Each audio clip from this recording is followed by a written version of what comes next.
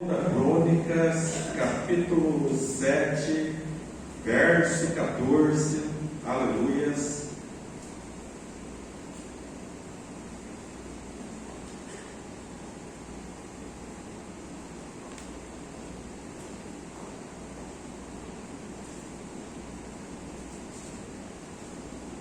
Segunda Crônicas, capítulo 7, verso 14, está aqui.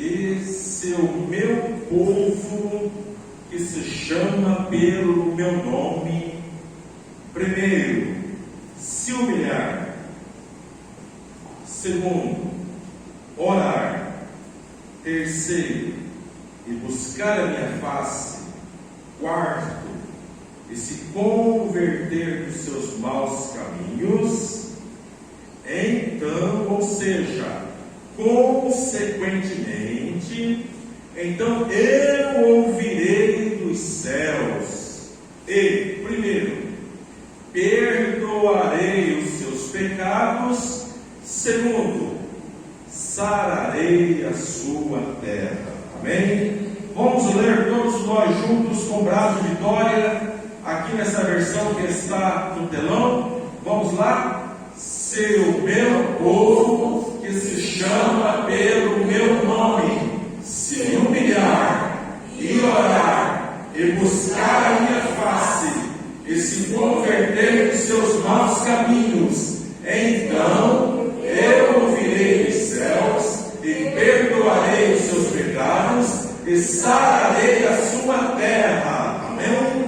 Glórias a Deus, aleluias. Irmãos, a oração é fundamental na vida da igreja, na minha vida, na vida de cada homem de Deus, de cada mulher de Deus. Por quê? O que acontece quando nós oramos? Acontece tanta coisa, meus irmãos, mas acompanhe, quando nós oramos, nós estamos conversando com Deus, falando com Deus. Mas qual que é a diferença? É que o nosso Deus é uma pessoa, é um ser pessoal, tem ouvidos para ouvir, tem olhos para ver, tem boca para falar. Também, em outras tradições, as pessoas vão falar com a entidade, mas às vezes nem sempre essa entidade tem ouvidos para ouvir, tem boca para falar, tem olhos para ver. Muito pelo contrário, o inimigo age através da idolatria. Então, mas nós, quando nós oramos, meus irmãos, nós falamos com Deus. E você sabe que quando nós lemos a Bíblia, quando nós lemos a palavra de Deus, Deus fala ao nosso coração.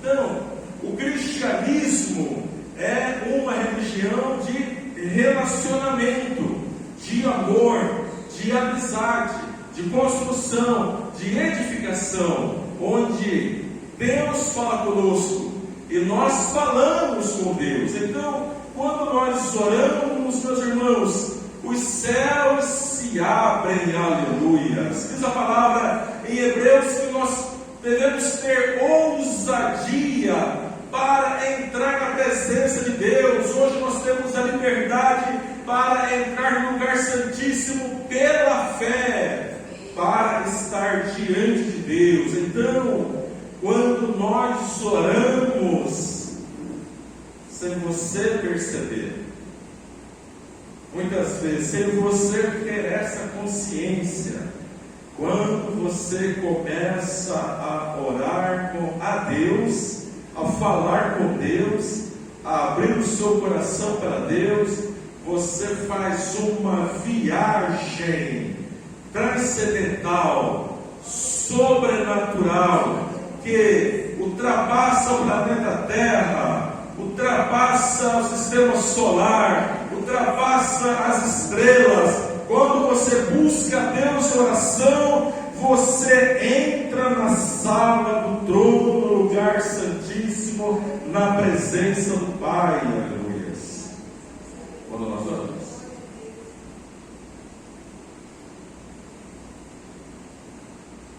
precisamos orar. Cada um de nós precisa continuar perseverando nessa oração. Quando nós oramos, nós mexemos com o mundo espiritual. Quando nós oramos, nós movemos a mão de Deus. Quando nós oramos, o mundo espiritual se movimenta, o mundo espiritual entra em ação. Há uma turbulência no mundo espiritual. Os anjos se movem, demônios também se movem. Quando nós oramos. Só para você ter uma ideia, lá no céu existe uma taça, é chamada a taça, uma taça de ouro, a taça cheia de incenso. Incenso no nosso linguajar comum, conhecimento comum, é o quê? É aquela fumaça. O incensário é aquele objeto que você coloca ali alguma coisa, coloca fogo e aquilo produz o que? Fumaça. Vai subindo aquela nuvem, aquela fumaça, aquele aroma. Então, as nossas orações, quando nós oramos, sem perceber, sem ter consciência, a nossa oração é como essa fumaça que vai subindo e viaja. Vai subindo, vai subindo, vai subindo, chega aos céus e é armazenada em uma taça de ouro. Aleluia. Por que, meus irmãos? Nem tudo que nós oramos, Deus responde no nosso tempo. Nem tudo que nós intercedemos, Deus vai responder conforme a nossa vontade ou sabedoria própria. Existem orações que serão respondidas depois da nossa morte, se a gente morrer. Serão respondidas depois do arrebatamento. O poder, então, da oração. Então, quando nós oramos, quando Jesus foi batizado lá no Jordão, a primeira coisa que ele fez foi uma oração. O céu se abriu.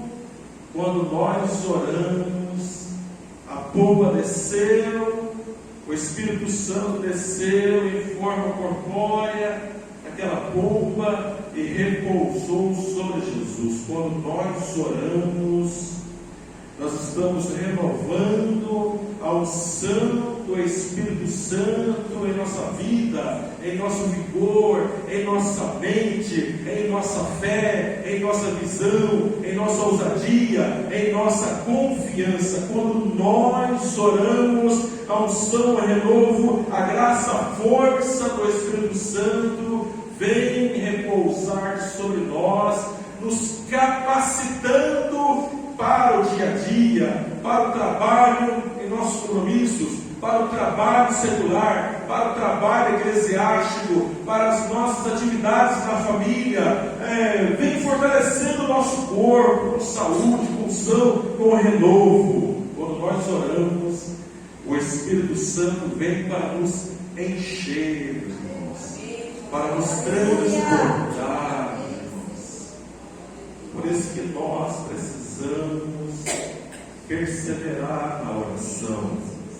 Quando nós oramos, cadeias são quebradas.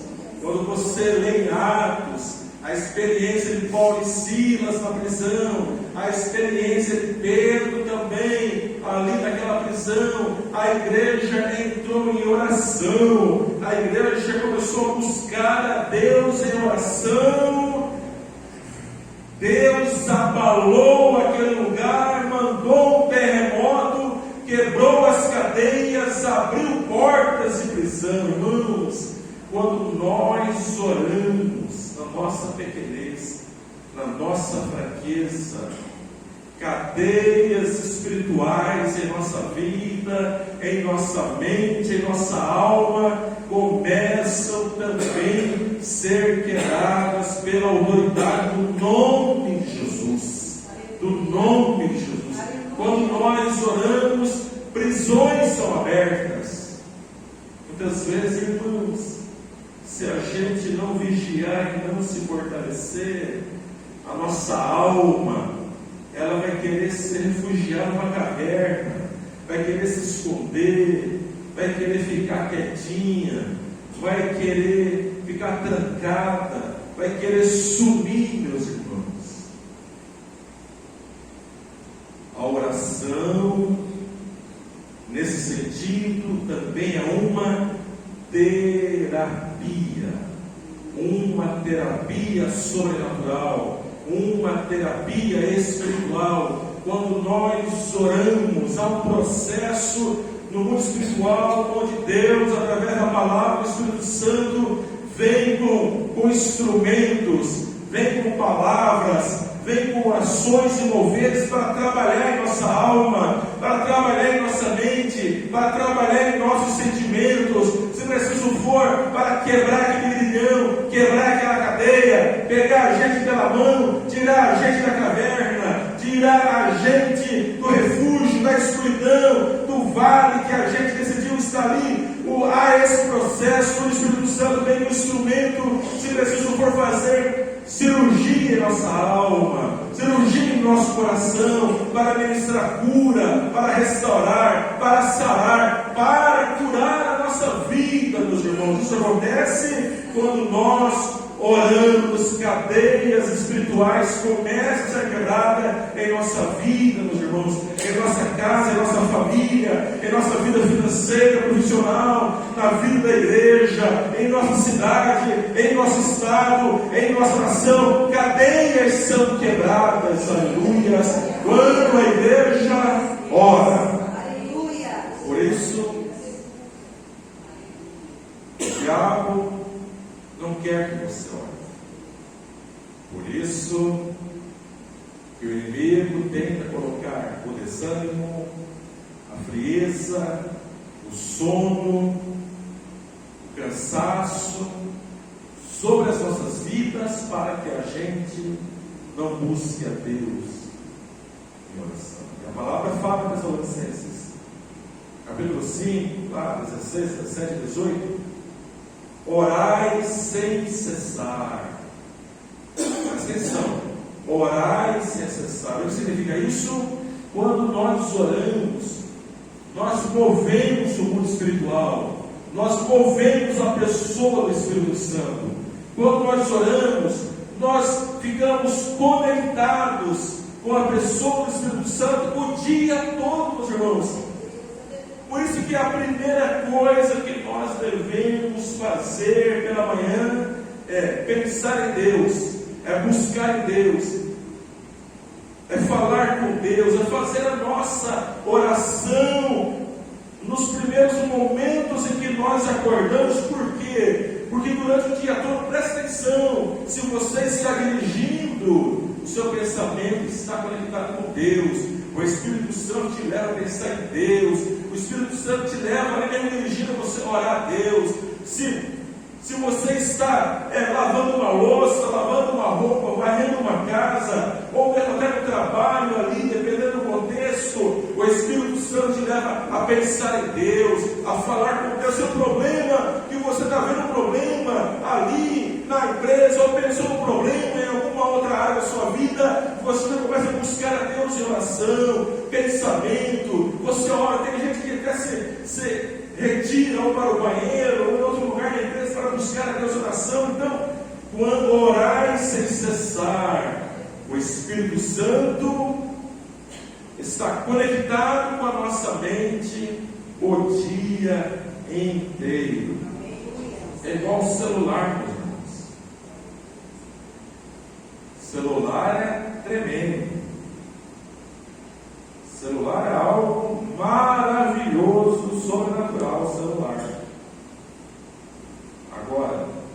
destrói todos os carregadores de celulares do mundo. Tem gente que vai entrar em pânico. Então, porque se você não conectar, não carregar, não funciona, não tem vida, não serve para nada. Então, João 15, para encerrar. Eu sou a videira verdadeira, meu Pai é o lavrador. Toda vara que está ligada em mim produz muito fruto. Então, nós já estamos conectados. Nós somos os ramos, ligados à videira verdadeira, ligados a Jesus Cristo. Por isso que a gente pensa muito em Deus. Pelo menos eu penso. Eu não sei você, mas eu penso demais em Deus. Bobeou, eu estou pensando em Deus. Bobeou, eu estou falando com Deus. Bobeou, eu estou clamando a Deus. Eu posso estar fazendo o que for, em pé, deitado, andando, assistindo um futebol, vendo um louvor, andando na rua. Bobeou, a gente já está falando com Deus, está clamando a Deus. Por quê? Porque você vê um pedinte ali, você já tem compaixão, você ora. É igual o Lucas, estava com o Lucas lá em Cuiabá, aí nós passamos numa esquina, aí tinha uma família de imigrantes, eu acho, com criança, aí a gente não tinha nada de dinheiro, aí ele falou, lá em Corumbá, se eu estou no lugar, se eu tenho volto, dou a volta, não sei, e para entregar ali para as das crianças, R$5, R$2, R$10, o que tiver, eu dou. Então, irmãos, motivos nós temos demais para a gente buscar a face de Deus. Na próxima sexta-feira é a segunda sexta-feira do mês. Próxima sexta-feira teremos vigília 19h39, uma mini vigília. Para encerrar, se o meu povo que se chama pelo meu nome se humilhar, irmãos, por que eu não oro mais? Porque eu não me humilho. Por que eu não oro mais? Ou por que você não ora mais? Porque a gente não se humilha. A gente acha que é forte, a gente acha que pode, a gente acha que é mais sabido que Deus, a gente confia mais na nossa força, na nossa inteligência, a gente confia mais em nossos atalhos na vida. Nem que eu vou orar. Se o meu povo, está falando com o povo dele, que se chama pelo meu nome, diz o Senhor, se humilhar, ou seja, se quebrantar, ter aquele coração que reconhece dependência de mim, ter aquela atitude de reconhecer, eu não sei viver sem Deus nessa terra. Irmãos, se a gente olhar para a nossa pequenez espiritual, a gente vai viver orando. Vai viver orando. Então, se humilhe diante de Deus, reconheça que você é pequeno, que você é dependente, que você é filho. Você não é o pai de Deus, você é filho. Você não é o Criador, você é criatura, você é criação de Deus. Quem é Deus é Ele. A gente não é Deus, a gente se tornou em Cristo filhos de Deus por adoção. Se humilhe, se humilhe, até para você estender a mão, ter força para segurar um copo, levar até a sua boca e beber uma água. Você depende de Deus, você depende do fôlego de vida de Deus. Você já viu algum defunto beber água? Você já viu algum defunto comer?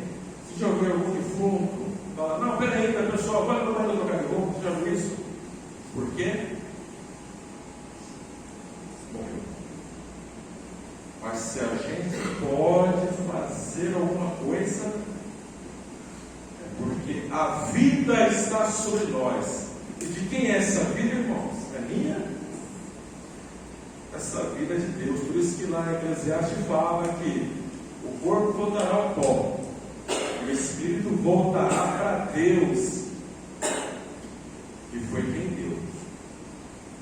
Então, se humilde, vamos ser vigília. Na nossa última vigília, é a primeira vigília do segundo semestre. Na nossa última vigília, a gente não teve aqui nem meia dúzia de pessoas. Por quê, irmãos?